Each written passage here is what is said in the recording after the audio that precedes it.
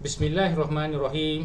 Assalamualaikum warahmatullahi wabarakatuh. Tuan-tuan dan puan-puan, nama saya Profesor Dr. Muhammad Tajuddin Umar Rasdi, dan video saya kali ini saya ingin buat ulasan tentang cadangan pihak kerajaan perpaduan untuk menghidupkan semula PLKN ataupun National Service.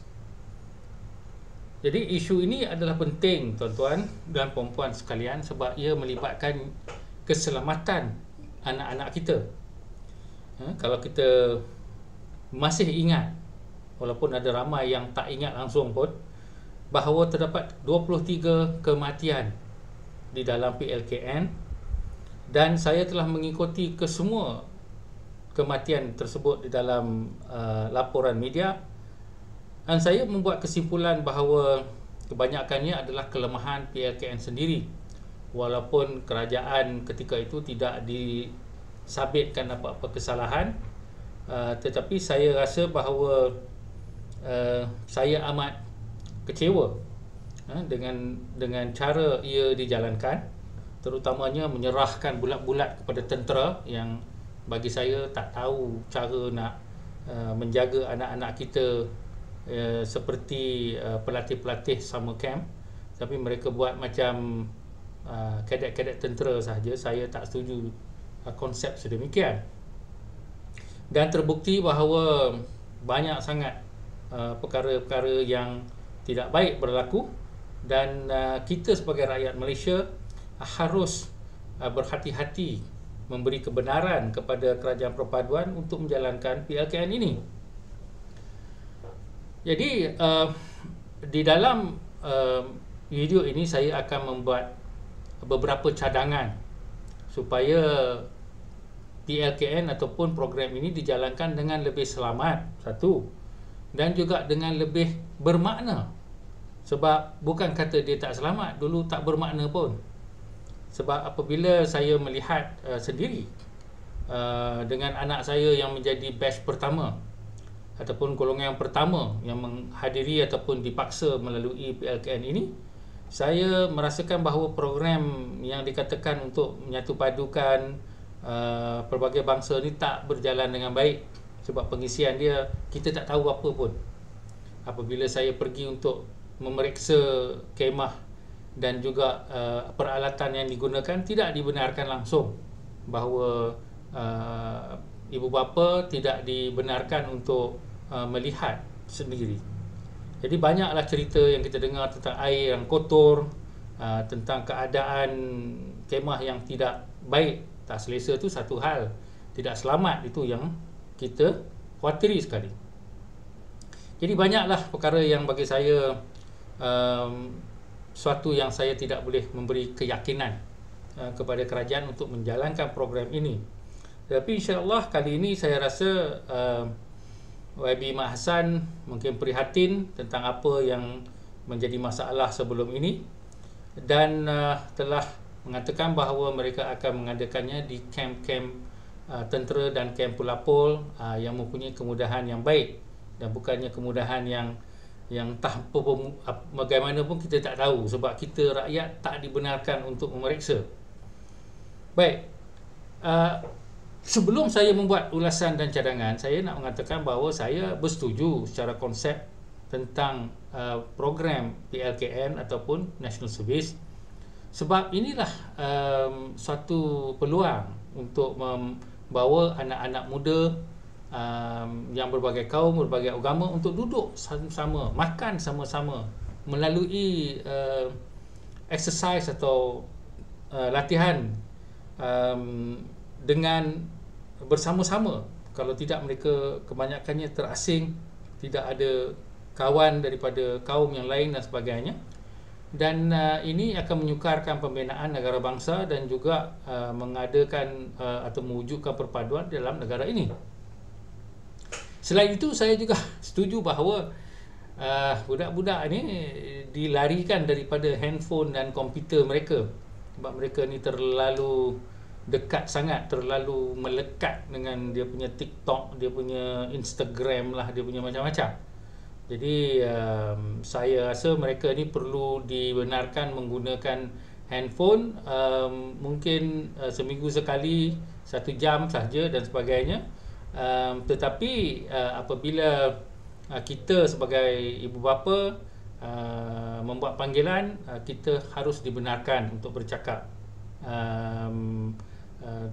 dengan cara terhad dengan anak-anak kita. Sebab saya mesti mengatakan bahawa ini penting, sebab kalau tidak dah terlambat. Itu yang jadi banyak tragedi yang tiba-tiba dah terlambat dan anak-anak pun meninggal dunia. Itu satu tragedi yang amat menyedihkan.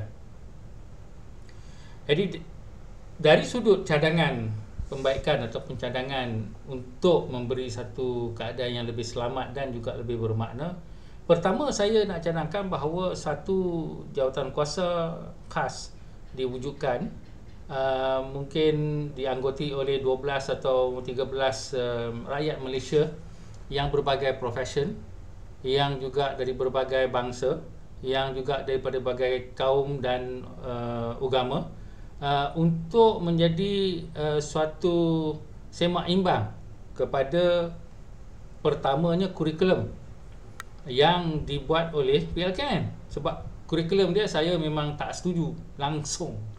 Dikatakan 90% ketenteraan, dikatakan 10% hanya civic, saya tak setuju. Yang saya rasa lebih elok adalah 60% sahaja, di mana yang lagi 20% adalah untuk pengisian dari sudut bagaimana menghormati antara satu sama lain, bagaimana hidup bersama-sama dari sudut kepelbagaian, dan juga program untuk mendekatkan diri dengan pelbagai masyarakat daripada agama lain, daripada kaum lain seperti orang asli, orang-orang daripada Sabah, Sarawak, dan juga pelbagai komuniti. Jadi bagi saya pengisian perlu 40% itu dari sudut engagement dengan komuniti atau society, bukan hanya kawat sana kawat sini dan juga mungkin tembak sana tembak sini kalau dibenarkan menggunakan senjata.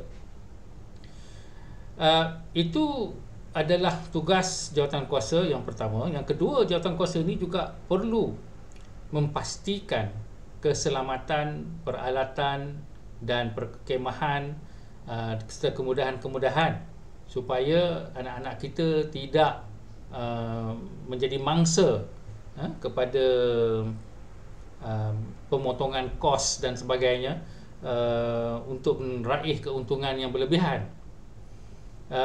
Yang ketiganya, jawatankuasa perlu juga melihat dengan teliti anak-anak yang dibolehkan menghadiri atau dipaksa ke dalam program ini dari sudut background atau latar belakang kesihatan. Ini amatlah penting, supaya tidak ada anak-anak yang mungkin asmatik ataupun mempunyai masalah lelah yang berlebihan ataupun mempunyai isu-isu perubatan yang perlu diambil kira dengan teliti. Jadi jawatankuasa ini amat penting ditubuhkan. Dan yang keduanya pula adalah bahawa seperti yang saya kata tadi, bahawa kurikulum ini perlu diubah dengan sebaiknya, dan pelatih-pelatih kepada anak-anak kita, saya harap tak adalah hanya tentera saja. Kalau boleh tentera tu 60 orang, dan kalau yang 60 orang tu saya nak tengok CV mereka telah melalui satu kursus seperti kursus summer camp. Bukan saja mereka itu pegawai tentera ataupun tahu secara aspek militeri dan sebagainya sahaja. Jadi ini adalah melibatkan konsep summer camp juga, iaitu bukan national service seperti di Singapura, di mana mereka semua remaja tu wajib berkhidmat selama 2 tahun. Yang itu lain, yang itu bolehlah dibuat dengan secara penuh dari sudut ketenteraan, sebab itulah sebab keutamaan national service di situ. Tetapi national service kita adalah untuk lebih membuat exposure, pendedahan sahaja kepada kepimpinan, aspek tanggungjawab, aspek hidup bersama, aspek menghormati rakan-rakan daripada berbilang kaum, bangsa dan sebagainya. Jadi aspek kurikulum ni saya rasa kita kena tahu apakah assignment ataupun kegiatan dengan cara terbuka. Sebab sebelum ni memang saya langsung tak tahu dan saya pernah tanya tapi tak diberitahu. Jadi sebagai pendidik, saya rasa kita berhaklah untuk tahu apa yang berlaku di dalam kurikulum PLKN ini secara terus terang. Kemudian yang ketiga pula, saya mengharapkan bahawa kita juga perlu mendekatkan keluarga-keluarga kita kata kandidat ataupun calon-calon yang melalui program ini, supaya keluarga-keluarga mereka pun membuat satu hubungan yang erat. Mungkin ada program di mana calon-calon PLKN ini perlu tinggal bersama dengan keluarga-keluarga daripada kaum ataupun agama yang lain, maka ini harus dijadikan sebagai suatu kebiasaan, dan inilah cara yang terbaik untuk kita menghapuskan jurang perbezaan kaum dan juga jurang perbezaan agama tanpa kita melalui apa yang dikatakan had-had agama. Tetapi janganlah kita dengar dengan ustaz-ustaz yang terlalu konservatif yang kata ini tak boleh, itu tak boleh, haram, ini gelas sana gelas sini, pinggan sana pinggan sini, tapi bila dia sendiri pergi luar negeri semuanya boleh. Jadi jangan kita dengar apa ni, orang-orang yang macam ni, yang bawah tempurung aspek agama dia, maka itu akan menjadi suatu yang merugikan kita. Jadi di sini saya ingin tegaskan bahawa saya memang bersetuju dan menyokong penuh untuk memulakan semula PLKN, tetapi syaratnya supaya kita berhati-hati agar anak-anak kita semua tidak terjebak di dalam kemalangan yang boleh dielakkan. Memang kemalangan tu atau aksiden tu akan berlaku, tapi janganlah seperti dahulu, apabila anak-anak itu cedera, disimpannya sampai dah teruk baru hantar hospital. Kadang-kadang dah teruk barulah nak panggil parent ataupun ibu bapa, sebab nak bagi budak-budak kononnya rasa kuat atau tough, mengarutlah benda ni. Okey, ini anak-anak kita. Okey, kita pun terpaksa melepaskan mereka sebab dipaksa. Jadi apabila dipaksa tu, saya cukup curiga dengan perkara berikut. Dan akhir sekali, perkara yang paling penting sekali juga adalah bahawa jawatan kuasa tadi itu perlu membuat penyiasatan yang penuh secara terperinci dan terbuka, supaya kemalangan-kemalangan yang mengakibatkan kehilangan nyawa terutamanya akan disiasat dengan betul-betul, dengan terperinci, dan bukan hanya memenangkan pengurusan semata-mata. Kalau yang dulu tu saya faham dia secara internal sahaja, internal semuanya tak bersalah lah, kebanyakannya macam tu.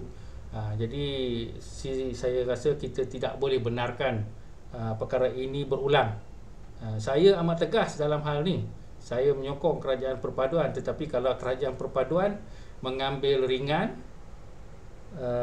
nyawa anak-anak kita, maka inilah kita katakan this is where I draw the line. Dan walaupun saya sudah tidak ada anak yang akan menghadiri PLKN ini, tapi saya ada cucu, dan juga tuan-tuan dan puan-puan, banyakkan orang-orang muda juga harus prihatin tentang anak-anak tuan-tuan dan puan-puan. Jadi anak-anak kita adalah pelaburan dan juga tanggungan kita masa depan, maka kita harus berhati-hati di dalam keselamatan mereka terutama, dan juga dari sudut pengisian yang lebih bermakna, di mana mereka mungkin boleh bercampur dengan kaum dan juga masyarakat lain, contohnya membersihkan rumah-rumah ibadat bagi semua kepercayaan, maka itu akan menjadikan mereka lebih biasa dan tidak lagi mengikut orang-orang atau politik-politik yang tidak bertanggungjawab, yang mana sering menghina kaum lain, agama lain, dengan mencerca mereka, kata orang bukan Islam sebagai binatang lah, ataupun apek seluar pendek lah dan sebagainya. Ini semua harapkan bahawa pengajaran dari PIKN ini membuatkan mereka lebih cerdik dan berjiwa lapang, lebih daripada pemimpin-pemimpin parti yang kononnya mendabik dada parti agama. Jadi sebenarnya agama pun mereka tak tahu. Baik, di sini saya akhiri bahawa saya mengharapkan program ini cemerlang untuk mewujudkan generasi masyarakat Malaysia yang lebih prihatin kepada perbezaan atau kepelbagaian kaum, kepelbagaian agama, dan juga mengambil pengalaman supaya menjadi lebih bertanggungjawab kepada semua komuniti sebagai satu servis, sebagai satu khidmat. Kerana inilah yang dikatakan patriotism. Patriotism itu adalah menggadai diri kepada orang lain, supaya kita sama-sama boleh hidup dengan baik, bukannya hanya mementingkan diri sendiri sahaja. Dari situ saya akhiri. Sekian. Assalamualaikum warahmatullahi wabarakatuh.